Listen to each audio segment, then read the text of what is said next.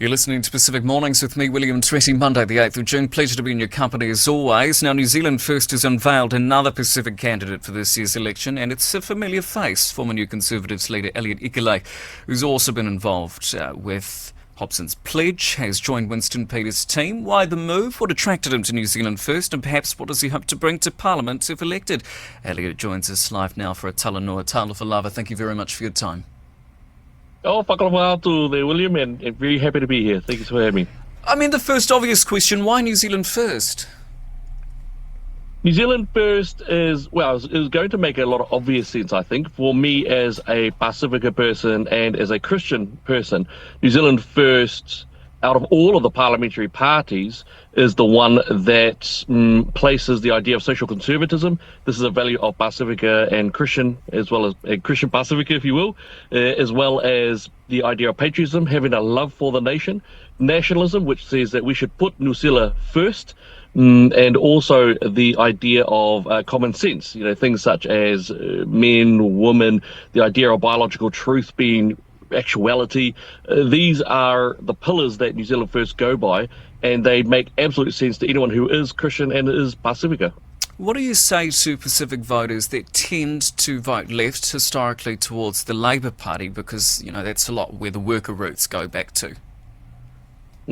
Absolutely. And it's interesting, but my journey away from Labour came from finding out about the dawn raids. Dawn raids being a time of great trauma for many of our Pacifica people. And to find out that it was the Labour Party who started the dawn raids started to lead me out of there. And then when I started looking a little bit more at them, I realised, wow, these guys do not like Christian values and they do not like Pacifica values. They'll use us as, I'm sorry to say this, as brown donkeys, but they will not step forward and embrace us. They will say that they like us, but they won't. And it's interesting, but the Samoa Independence Day that I was at Monday last showed us that the Pacifica people are starting to realize that. It was a very notable head nod away from Labour. That's what we saw. So for New Zealand First, we are there for Pacifica and that Christian element.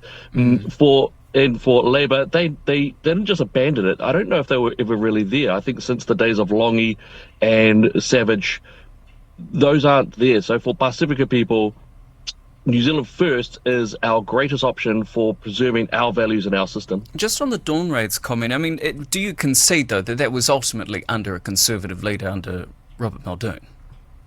No, not at all. In fact, it was Norman Kirk who signed off the task force to get it done. My understanding is that Jacinda's father was one of the OG Dawn Raiders himself. Now, National took it on, but it was started by the Labour Party. And the documents are all there to show it. And I think this is something that even when I speak to Whaiwhiao about this, there's starting to be more of an awareness that, wow, all these decades, we've been thinking that it's the evil National Party. But indeed, it is the Labour Party who started this. It is the Labour Party who assisted in breaking the family. It's the Labour Party who removed Jesus from Parliament. It's the Labour Party who pushed the most brutal abortion bill that we've ever had in New Zealand society, and indeed one of the Western societies. This is the Labour Party, You've had not a few the National tilts. Party. You've had a few tilts at politics now, and I'm keen to understand, why do you want to jump into the political arena? And I do take my hat off to anyone who wants to do it. It's not an easy thing, but why are you determined to be involved in politics? It has to do. What's your name? Eli, Micah, Jack. If you saw someone at morning tea time, right, and they didn't have any food in their lunchbox, would you share some of your food? Yeah. Yes. If they wanted to. With the youth work that I was a part of for many years.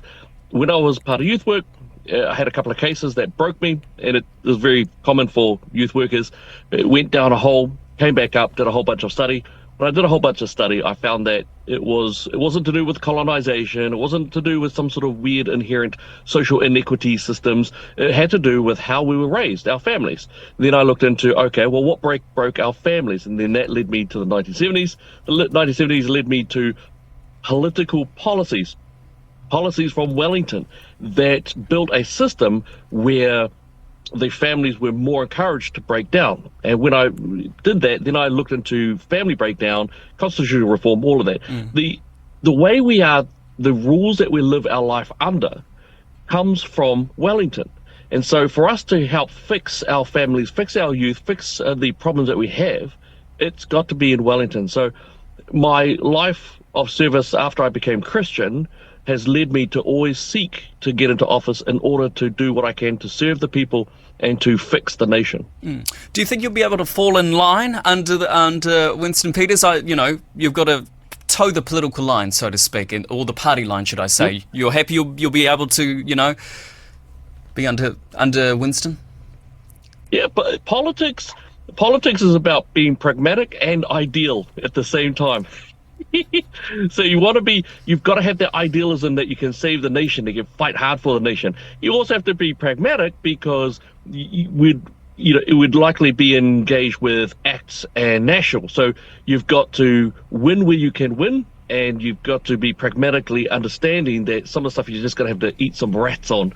So you've got to be able to do it. In terms of the leadership of my particular party, Matua Winston and Matua Shane Jones and Fire Casey, these people are worthy of falling in line under. I have no problem at all in terms of following under their leadership and doing as told that we can. This is the very nature of, leadership and also politics. It's no secret as well, you're also involved with Hobson's Pledge. There will be those within our Pacific community that have strong views opposing Hobson's Pledge. What do you say to that? One of the lovely things that I've had with Hobson's Pledge is that all people are to be treated equally. That's Hobson's Pledge in a nutshell. Hobson's Pledge is a civil rights advocacy group, and I've loved being a part of them.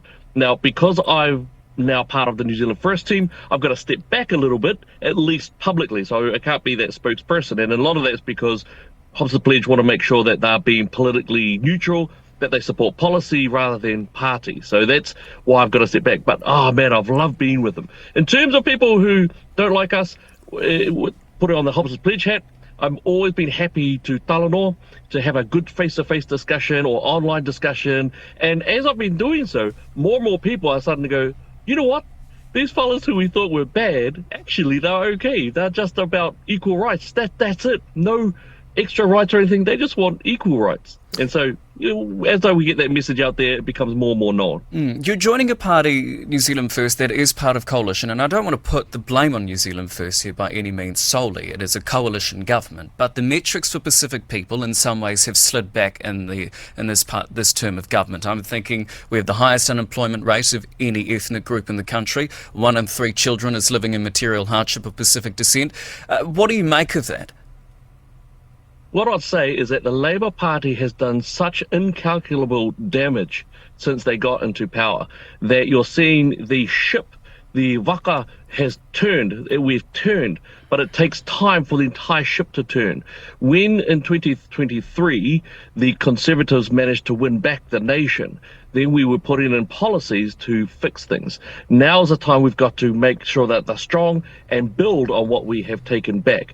But make no mistake, in the 2020-2023 government by Ardern and Hipkins, many of us were constantly warning, saying, please stop spending so much. If you spend more and more, then you're going to put our children and our children's children into debt. So to have the Labour Party, be removed from it, the damage that they've done is going to take time to heal. We were warning about this for years and years about it, and they just wouldn't listen. They just kept rolling hard and rolling right over the top of us. There's this idea, at least in my view, of New Zealand First. It's a nationalist, democracy-driven, pragmatic party is the way that Winston likes to perhaps label it, rather than, say, driven by religious ideology. So, do you think you differ from the team in that respect? Yes, you mean in terms of the Christian element? Yes. Well, New Zealand First, one of the things I noticed, New Zealand First is the only party who seem unafraid to be able to speak on occasions about the Bible. They'll bring the Bible out in their speakings. And they're also the only party who have a good alignment of biblical values and principles, which is why we see more and more Christians standing on board New Zealand First and supporting New Zealand First. One of the things I love about them is that they support the protection of faith and for family. Things that I think Labour probably used to do this maybe in the pre-1970s, but they've been quite against Christianity, quite against people who are Christian, and anyone who is Christian tends to get suppressed quite strongly. So I think that New Zealand First for the Christian, for the Pacifica, thumbs up all the way, and we're the ones who will be a home for all those people. Look, just before I let you go, I suppose, what would be your message to people to give you a go? But equally, do you know where you're sitting on the list within New Zealand First? No, no one knows where they're sitting on the list.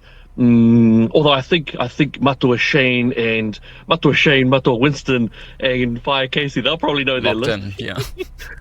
But basically, the team have a little process they go through, and then they'll release it probably in about a couple of months or something like that. So, for me, love it. I'm going to be fighting hard. In terms of for our people out there, our tangata moana, one thing to remember is that what is right, what is just, what is good, that is something that is at the core of New Zealand First.